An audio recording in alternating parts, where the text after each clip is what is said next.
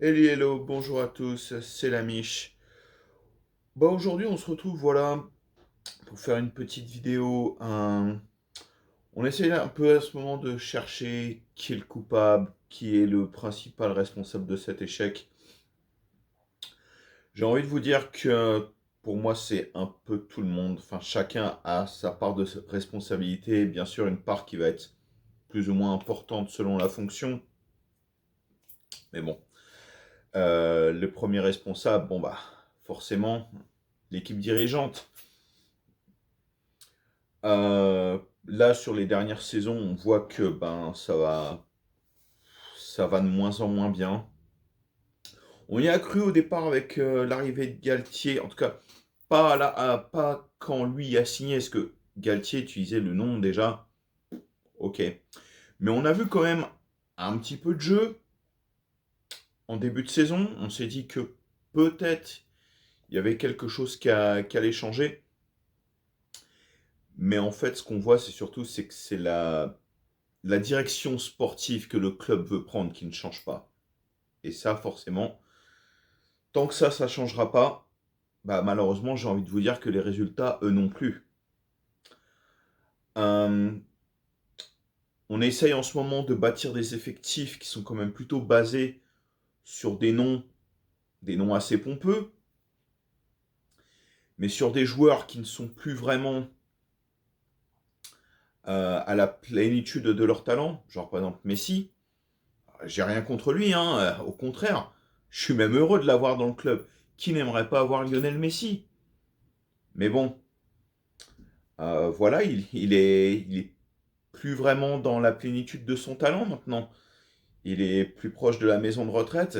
Et tu te dis 35 ans, merde, bah oui, mais bon, pour un footeux surtout, on ne pourra pas dire que c'est quelqu'un qui a eu une carrière vide, bien au contraire.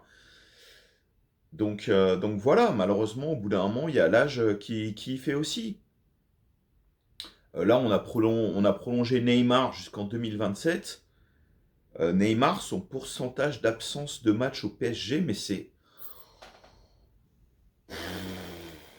Putain. Là, avec ce qu'il va rater là, donc jusqu'à la fin de la saison, puisque pour lui la saison est déjà finie, on va en être peut-être à quelque chose comme 60% d'absence. Je suis même pas sûr que Pastore il faisait moins bien. Je suis même pas sûr. Alors que pourtant Pastore, voilà, on se disait putain lui déjà tout le temps blessé, etc. Mais là non. Putain. Et on a prolongé ça jusqu'en 2027. Enfin voilà. Euh, donc vraiment, pour moi, ouais, vraiment les plus grands responsables, c'est quand même l'équipe dirigeante qui n'a absolument aucun projet sportif. On l'a bien vu, dernier mercato hivernal, qui c'est qu'on a recruté? Ben oui, personne. Personne, alors quand même, on est le PSG. Merde! Y avait rien d'autre à faire que ça. Finalement, le seul mouvement qu'il y a eu, un des seuls, Sarabia, qui a bougé à Wolverhampton, et encore, c'est parce qu'il y a la connexion portugaise avec Luis Campos. Forcément, tu fais un peu manger les copains, mais c'est tout. Bah, peut-être même que Sarabia aurait été utile. Qui sait? Enfin voilà, mais tant qu'on bâtira notre équipe uniquement sur des noms, au lieu d'avoir un projet sportif qui soit quand même assez cohérent, on n'y arrivera pas. Le résultat ne changera jamais. Alors peut-être que ça peut marcher une ou deux fois. Mais là, on le voit bien. Et vous me rappelez deux des buteurs qui nous ont éliminés là sur ce dernier tour? Choupo-Moting et Coman, deux anciens parisiens. Alors, je suis d'accord que sur le papier, c'est pas spécialement les noms qui font les plus rêver. Mais voilà, mais t'as les joueurs. C'est-à-dire, c'est les joueurs quand même qui ont un minimum de talent, qui ont un minimum de niaque, et qui surtout, voilà, ont envie de donner. Alors que là, on voit bien, Neymar, t'as cru qu'il avait envie de donner quelque chose. Mais Neymar, si on l'a vu juste aussi productif juste avant la Coupe du Monde, c'est parce qu'il y avait la Coupe du Monde qui arrivait. Mais là, on le voit bien. Bon, il y a eu la blessure pendant la Coupe du Monde et tout. Bon, bah, qu'est-ce que vous voulez que je vous dise par rapport à ça? Voilà, on voyait bien que le type, c'était certainement pas par le Paris Saint-Germain qu'il était motivé. Donc voilà. Je vais vous dire qu'on avait un projet sportif peut-être à peu près jusqu'en, allez, peut-être jusqu'en 2015 ou 2016. On n'avait pas spécialement les noms les plus ronflants, peut-être pas les noms les plus pompeux, mais par contre on avait une équipe qui était super bien bâtie. Et notamment, on avait aussi un coach, Lolo White, Laurent Blanc, quoi qu'on en dise, pour moi c'est le meilleur coach qu'on a eu sous l'ère QSI. Alors peut-être qu'on n'avait pas, encore une fois, peut-être qu'on n'avait pas les meilleurs noms, en tout cas ceux qui faisaient rêver, mais on avait des joueurs qui en voulaient en tout cas. Alors forcément, quand tu veux construire quelque chose de nouveau, que tu veux débuter un projet, forcément tu vas être obligé de faire venir des noms. C'est obligatoire. Tu vas pas attirer des mouches avec du vinaigre. Ça c'est tout à fait normal. Mais ensuite, tu essayes quand même de construire quelque chose de cohérent. Et là, la cohérence, elle est où là? Mais il n'y en a aucune. Tu prolonges un mec qui est quasiment tout le temps sur une jambe, tu le prolonges jusqu'en 2027. Et là, vous allez encore me dire, ouais, t'en as après Neymar, etc. Mais non, mais au bout d'un moment, faut voir les choses en face aussi. Moi, je suis pas le fan d'un joueur. Moi, à la base, je suis fan d'une équipe. Je suis fan du Paris Saint-Germain. Donc là, tu peux quand même te dire que nos dirigeants me font absolument n'importe quoi. Alors, bah, on pourra toujours dire qu'à l'international, ah bah, là, ça marche super, hein, il y a aucun problème. Développement de la marque, marketing, etc.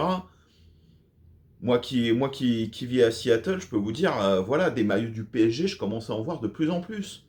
Alors forcément, tu es à des milliers de kilomètres de Paname, voir un maillot de ton club préféré, franchement, ça fait super plaisir. Mais moi, c'est pas ça qui m'intéresse. Moi, je m'en bats les couilles de ça. Moi, ce que je voudrais, moi, c'est voir des résultats sur le terrain. Qu'est-ce que j'en ai à foutre qu'il y ait un Américain qui connaît absolument rien au Paris Saint-Germain dans son histoire, qui porte un maillot. Alors forcément, ça va apporter de l'argent au club. Hein, ça fait rentrer dans les caisses. Mais sportivement, qu'est-ce que ça apporte? Rien du tout. Donc voilà, un gros changement de direction à apporter. Peut-être que même Nasser va sauter. Bon, ça, on en parle déjà depuis plusieurs années. Mais il faudrait qu'un jour, à QSI, se rende compte que le Paris Saint-Germain, c'est un club de foot. Et que ce n'est pas un outil marketing, c'est pas un outil de soft power ou je ne sais trop quoi encore. C'est un club de foot à la base.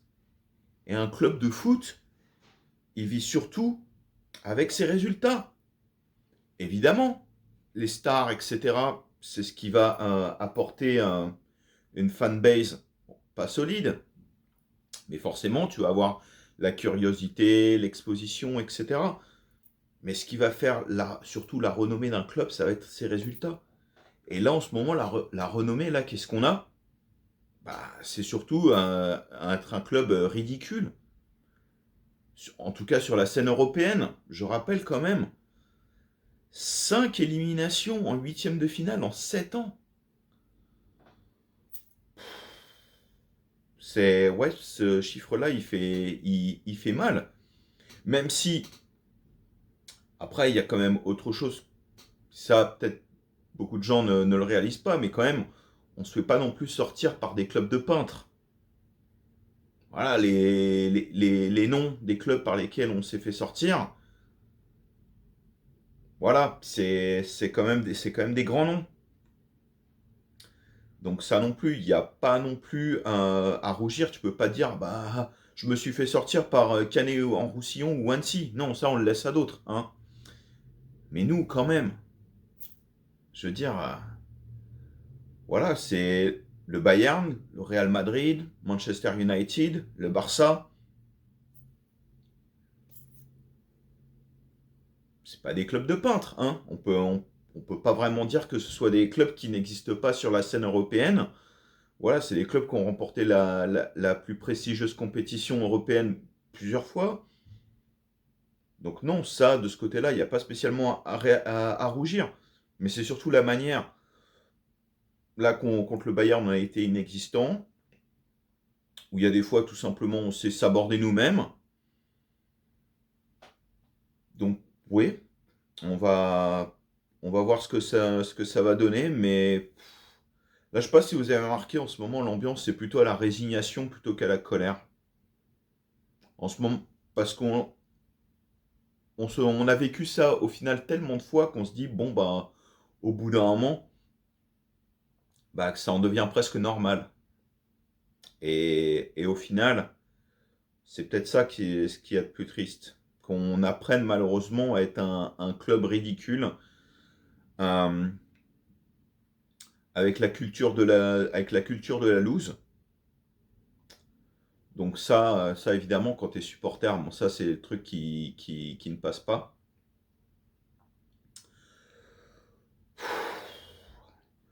Enfin, on verra bien ce que ça va donner dans le futur, mais je vous avouerai que je suis pas très optimiste, en tout cas du futur de l'RQSI, à moins de vraiment d'un changement en profondeur.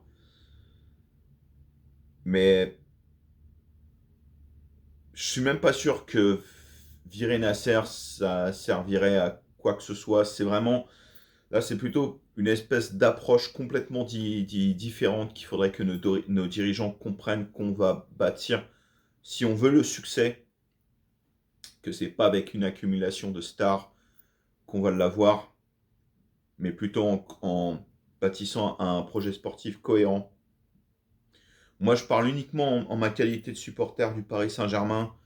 Je suis pas dirigeant, je suis pas consultant, je prétends pas connaître quoi que ce soit au foot, quoique un peu quand même, hein, quand tu es supporter quand même comme moi depuis un bon moment. Voilà. Mais si moi je suis capable de comprendre ça et que nos dirigeants, eux, ne l'ont toujours pas compris, là par contre, euh, on pourra dire qu'on a un gros problème. Voilà, voilou. C'était un peu long aujourd'hui, mais ouais, pas mal de choses à dire. Voilà, si jamais ça vous a plu, ben, n'hésitez pas à laisser un petit commentaire, un pouce en haut, ou même à partager, ou même à vous abonner si jamais vous voulez. Voilà, ça ferait toujours plaisir. Demain, donc, on se déplace à Brest. Est-ce qu'il y aura des supporters parisiens présents à Francis Leblay? Bon, je pense. Bon, en tout cas, courage à eux, parce que trouver la motivation ensuite après ça. Alors évidemment, hein, on est toujours supporter, on est toujours derrière notre équipe, mais dur, dur, dur. Bon allez, sur ce, moi, je vous laisse. Je vous souhaite une bonne soirée, bonne nuit, peu importe l'heure où il est chez vous. Et puis je vous dis à bientôt. Ciao.